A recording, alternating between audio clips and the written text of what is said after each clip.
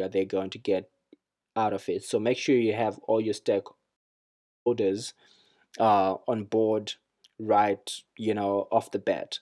um, get a sprint brief, so have a general idea of what are you going to be solving for in this situation, so that your first day will be much easier and you're not like really meeting people for the first time and trying to uncover what they think and what you're trying to solve within this sprint, because everything will just take so much longer and it'll be hard to get all the information at once and find a focus point of where to target. So try and define a brief before you get into your first day of the design sprint.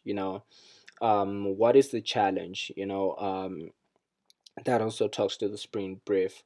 um, Prepare your lightning talks. So if you have ever read about the design sprint before, I'll also put a link down about the lightning talks in the description below.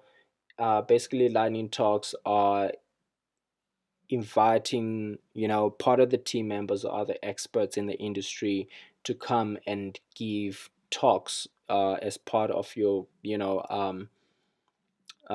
define and describe phase of your design sprint. This really helps you to get a full picture of what is the product or service you're dealing with and the company you're dealing with, and get them also involved and get their buy-in. It feels good when they're on board and they're part of the whole process. Make sure that the space that you're going to do this in is sorted out way before, a week prior to it. Make sure it's comfortable, make sure you've got enough space to write on, make sure you get your supplies ready, and make sure that it just feels cool and sexy, if I can put it that way. um, get all the existing data that you can have, and set the tone of how this is going to work, that you're going to be the facilitator in all of this stuff, and you are going to be driving everything. Again, get your supplies, get healthy snacks. uh, I will put a description to I think I'll just put a description to the main design sprint kit, official one that's from Google below, so that you can find your way around that. um, Recruit your testing participants that you're going to be using on the validation stage, which is the last stage of the sprint, ready, and basically make sure that your stage is set and ready to go, a week or two before you even get into the design sprint.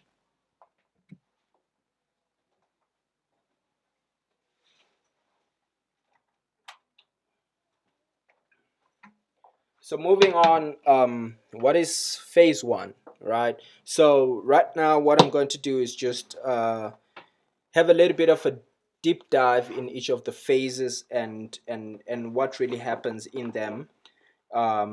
How do you go through them, and what are some of the things that you need to think about, look for, and that kind of stuff. So yeah, I think my mouse is going crazy there. All right, back to phase one. Understand and define. So here you basically just want to understand the challenge and really figure out where are you going, what is the long-term goal. Introduce the team to writing notes in how might we, so that you sort of like have a standard way of notes that are being taken, so that you can read them after the design sprint. Really start at the end, at the bigger vision that they're trying to get to. And within the understand and define phase, it's really important to set the ground rules before you start, making sure that your team knows that time is important, because the design sprint is a very time boxed environment and process. Set the rules, ask for permission to sort of, you know, be in control of the room, and really take charge of everything. Make sure that your lightning talks are ready. You have prepped those people and invited them to come into the room and do their thing. um, Picking the target. Now, this is one of the most crucial things that you can ever fuck up or get right in a design sprint, because if you don't pick the right target, you are way off, what you're trying to solve, and you basically solve for the wrong thing. So try and spend a little bit more time in picking the target and make sure that you get a lot of insights within your lightning talks and within the mapping, and understand the long-term goal, to pick the right target. So that is very important for phase one. Moving on to phase two, this is where we sort of like come up with ideas. This is the ideation phase. This is where people, you know, do crazy aids, come up with ideas very fast. We work alone but together. This is basically a method that you will see often in the design sprint when we are coming up with ideas. You focus alone, you don't really discuss what you're writing, and then we review our ideas and share them with everybody else. And we also, the way that we decide on these ideas, we use a voting system. We use little dots, little sticky dots, to vote on the different ideas that we have. But don't be scared about this phase, and also make sure that when you're introducing this to the sprint team, nobody needs to be an artist for the sketches. I mean, the sketches can be purely just a bunch of arrows, words, and boxes. They don't have to be literal, works of art.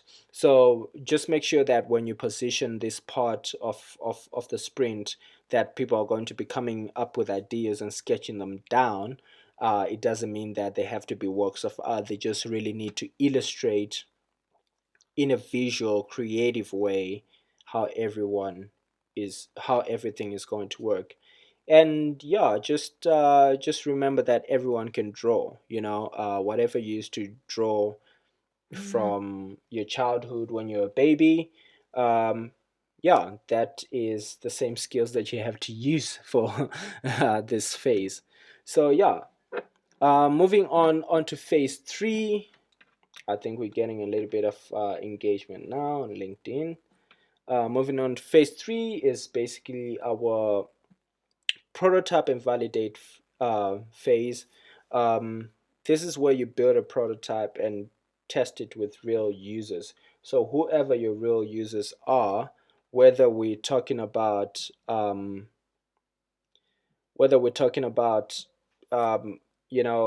dogs, human beings, or whoever your users of the product or the service are.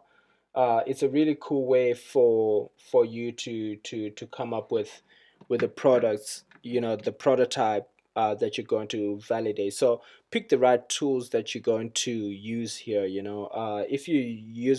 If you're going for a digital product prototype, you're probably going to jump into your Sketch, into your Adobe XD, whatever you use for creating prototypes, your Figma and that kind of stuff.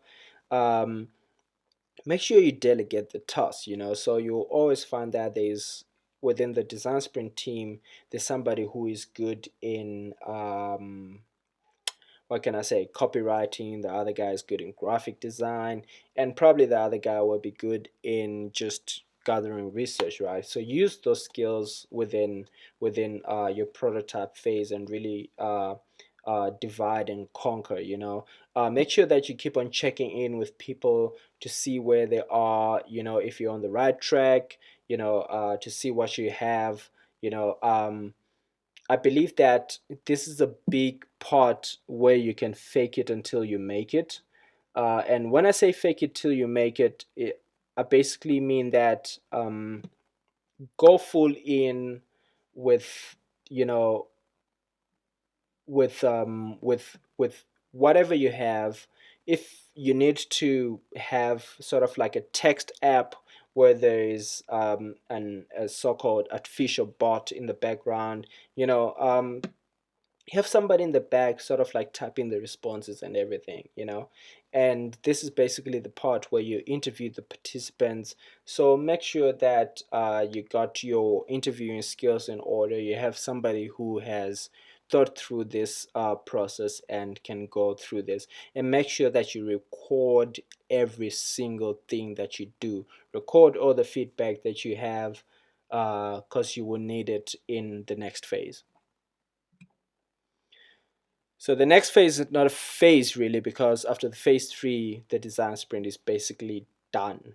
So post the design sprint, you basically need to give back your feedback to your stakeholders and execute the next steps. So if you are running within an agile team, this will be to hand over your design files or whatever it is to your development team, and your dev team can start working on those features that you have validated or invalidated. The next steps might be, having a follow-up sprint because you haven't gotten good results in your validation, but gotten a lot of learnings from it, right?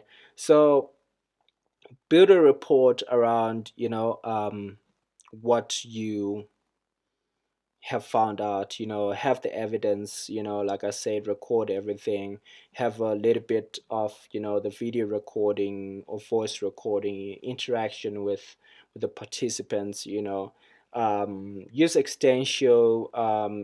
Like I said, it's got a great user testing template, user testing report template that they have in there, and a bunch of other cool templates as well that you can use for your reporting.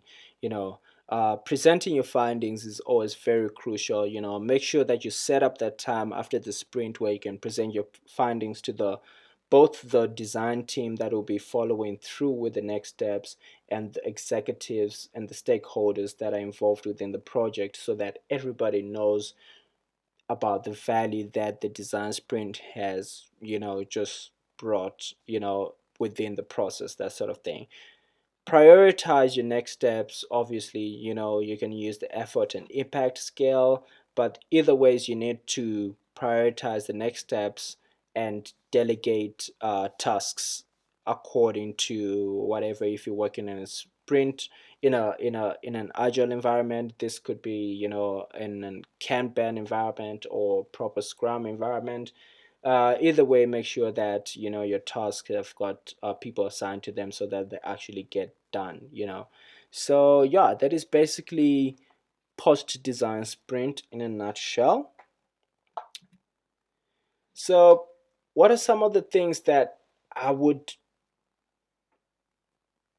um you know suggest for people, on how to sell your design sprint to internal stakeholders, because this is really one of those things that you need to um, illustrate to show the value, because like I said earlier on, people don't care about your design sprints. So it is just better for you to keep going and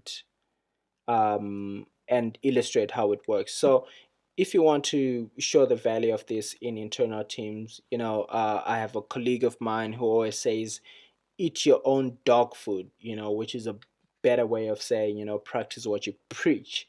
And yeah, so run sort of like design sprints within your own teams, run LDJs, use sprint activities to solve your daily problems, that kind of thing, and share your sprint successes with the rest of the team. So use this as part of your feedback sessions, your retrospective sections, and that type of thing.